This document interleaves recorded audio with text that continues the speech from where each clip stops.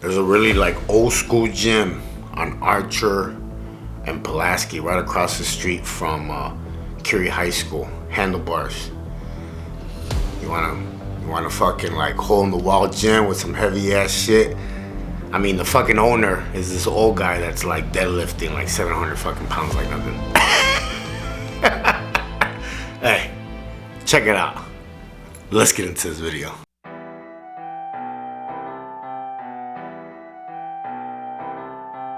KB got a hit. It's Sean Frazier. Came in the game without a dime to my name. Got some pounds in the change, got some pounds in the change. Used to hang with killers who would let it bang, who would let it bang, who would let it bang.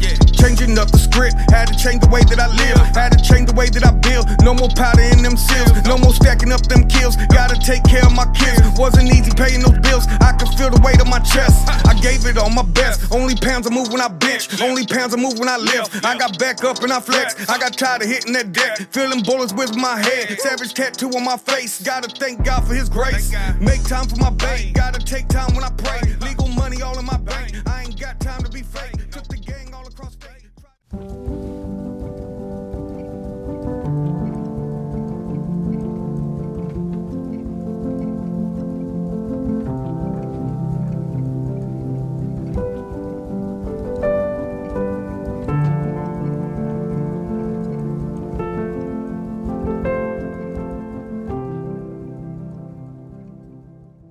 Hey, what's up guys? My name is JC.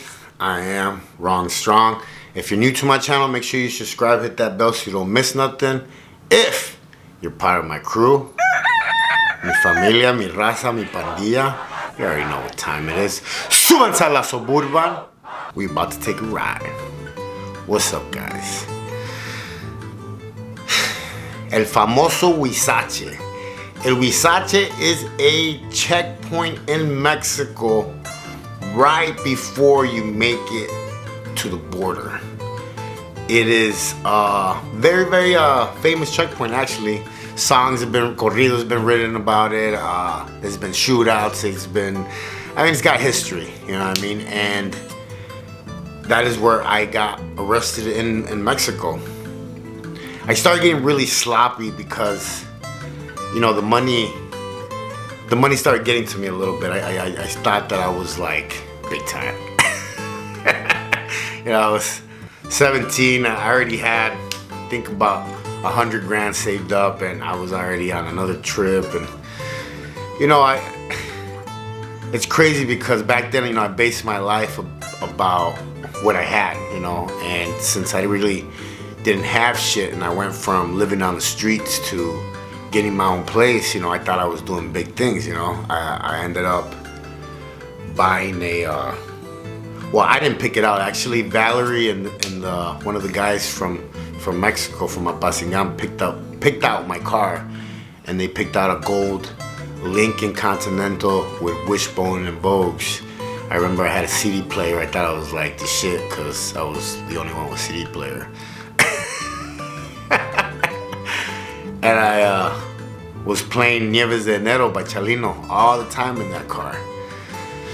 You know, so I thought I had made it. I thought I had made it to like the whole cartel life and everything. You know, the boots, the hats, the cintos piteados, all that shit was like, I guess you could say like a fantasy of mine as a kid, wanting to be like a gangster, you know. And like I said, I started getting sloppy. I started using a lot of drugs. That particular time when I got busted, I actually came into Mexico, to the country, for only 2 days, and I was already on my way out on the 3rd day. That was one of the red flags that the federal agents at the checkpoint, you know, seen, and they were like, why are you leaving so fast? And I try to make up some bullshit excuse about, you know, family death and stuff like that, but I was coked out. I was hungover from the night before. I made a lot of bad choices and mistakes, and it made them, you know, raise their eyebrow. For one, I wasn't supposed to be crossing that checkpoint, that particular checkpoint at 2 a.m. I wasn't supposed to cross at that time. I was supposed to cross on a Thursday at noon. But since I was greedy and wanted to get back to Chicago to collect, the rest of my money, I decided to drive nonstop. And I needed a little bit of help, so I started doing some coke. So when I got there, that was the first question.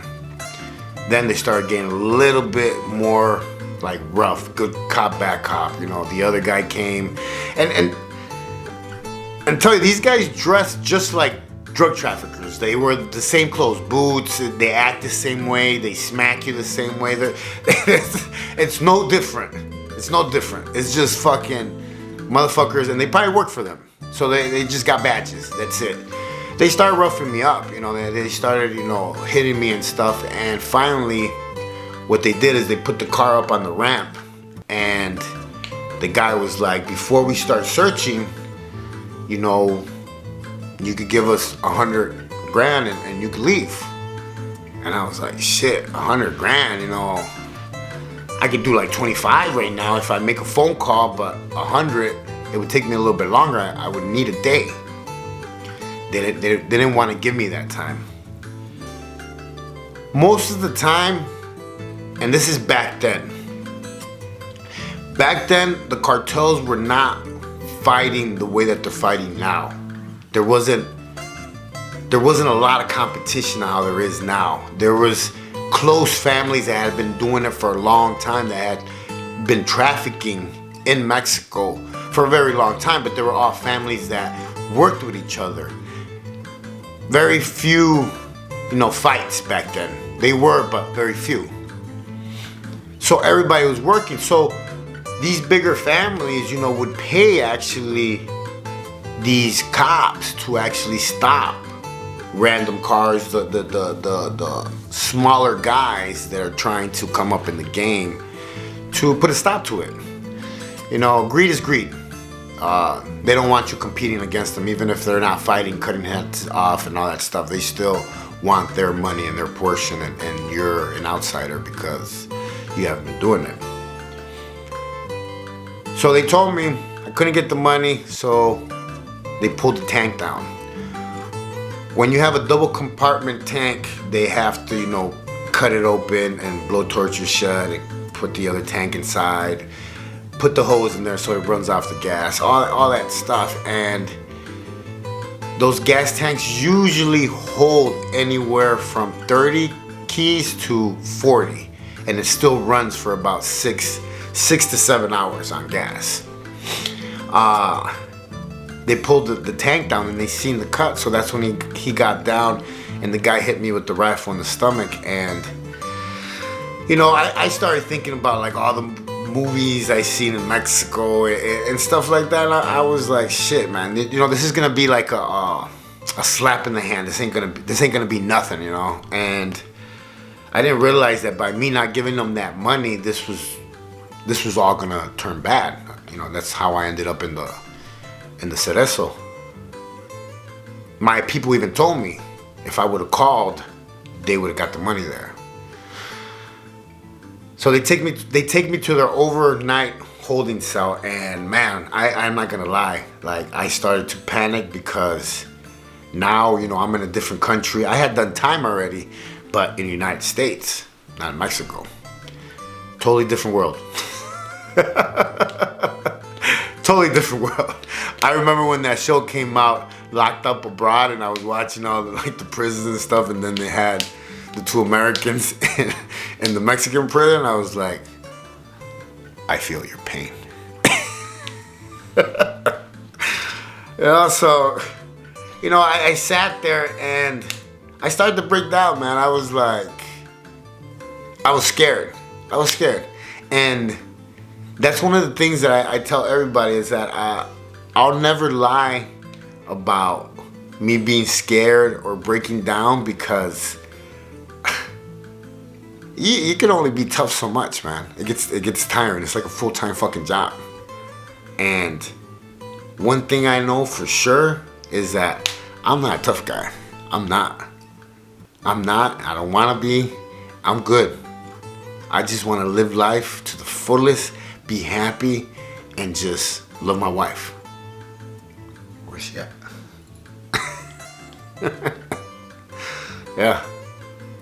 That night ended up turning into the worst night of my life. You know, I've never been hit in the stomach with a rifle before, and tell you one thing, that shit'll make you shit on yourself, fart on yourself, and it hurts really bad because you can't catch your breath. El famoso Huizache. I'll never forget that night. Now it's very, very, like, there's a lot of houses built there. It's actually very, very, like, different now. Back then the roads were dark. They were very dangerous. There was a lot of death on the roads over there in Mexico because there was no traffic control there. It was just really bad. It's different now.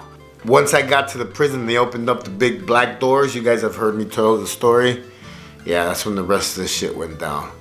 Make sure you get my book this year. It's gonna come out. It's gonna be a lot of stories that I didn't incorporate into, a lot of stuff. And my story's just starting, guys. This is just the beginning. We're trying to build that gym in Chicago. We're trying to help the kids. I'm developing a master program for teenage kids in Chicago that, I'm asking their parents to invest into them instead of waiting for them to get into trouble. You know what I mean? If we could catch them at 14 and start developing skills in them that I learned in prison, we're gonna create winners, and that's where it starts. That's where the change starts.